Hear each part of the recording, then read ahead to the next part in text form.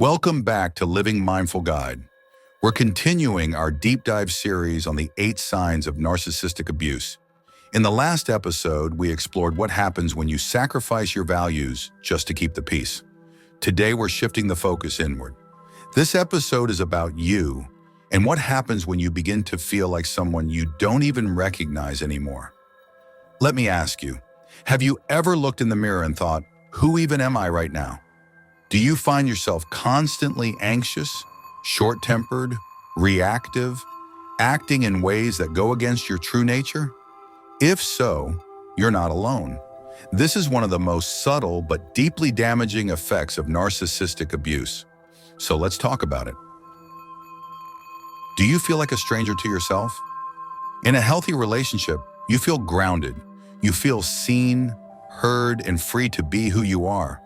But when you're in a toxic, emotionally manipulative relationship, something starts to shift, quietly at first.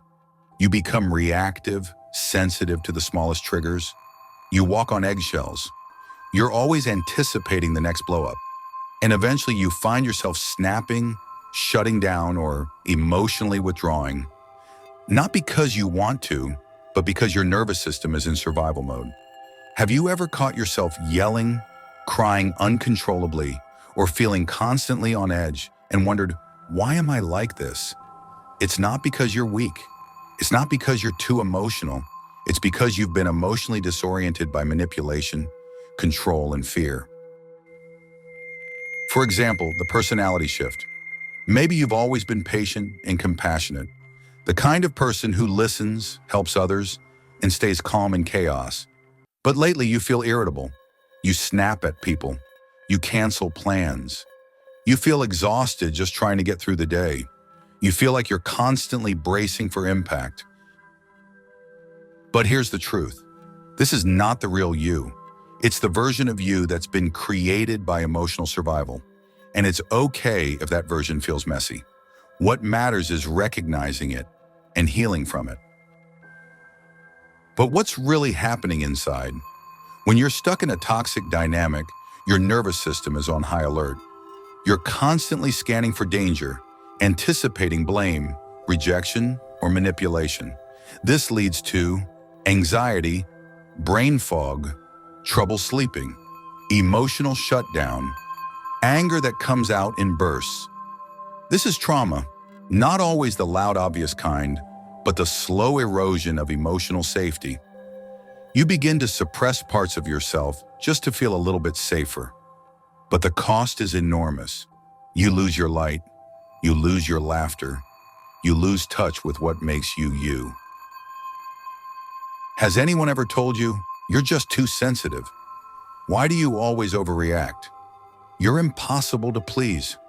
These phrases aren't feedback, they're emotional weapons, designed to make you question your own reactions. But I want you to know, your emotional responses are not flaws. They are signals, and they're trying to tell you that something isn't right. So instead of shaming yourself for how you've been reacting, ask, what has been making me feel unsafe? What patterns are exhausting me? Who benefits from me feeling like this? Here are a few steps to help you reconnect with who you really are beneath the emotional survival. Step 1. Give your emotions a name. The next time you feel triggered, pause and ask, what am I actually feeling right now? Naming your emotion reduces its intensity and gives you space to choose your next action more mindfully. Step 2. Reconnect with safe people. Surround yourself with friends, family, or support groups that remind you of your strengths, not your faults. Step 3. Reintroduce joy in small doses. Go back to hobbies or interests you've abandoned. Even 10 minutes of something that lights you up can start to reconnect you with the real you. Step 4. Notice patterns, not just moments. If you only feel this way around one specific person, that's not a coincidence. That's a pattern worth investigating. Let's say every time you're with this person, you feel jittery, cautious, or emotionally flat. But when you spend time with your best friend, you feel lighter, more relaxed, more like yourself. That contrast is powerful. Use it as your compass. Your body knows where safety is. Start listening to it. 2. Let me remind you of something simple but powerful. You are not broken. You are not too much. You are simply responding to an environment that's been emotionally unsafe. Your true self, the calm, confident, joyful version of you, is still in there. She's waiting. He's waiting. They're waiting. And they deserve to come back to life.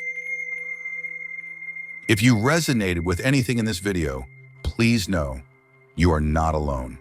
Feeling out of character in a toxic relationship is not a failure. It's a survival response.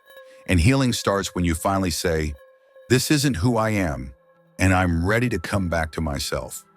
Tell us in the comments, have you felt like a different person in a toxic relationship? How are you starting to reconnect with yourself?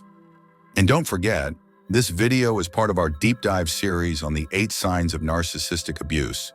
Be sure to subscribe and watch the full playlist, where we explore each sign and give you tools to heal and grow. Until then, be gentle with yourself, stay mindful, and I'll see you in the next video.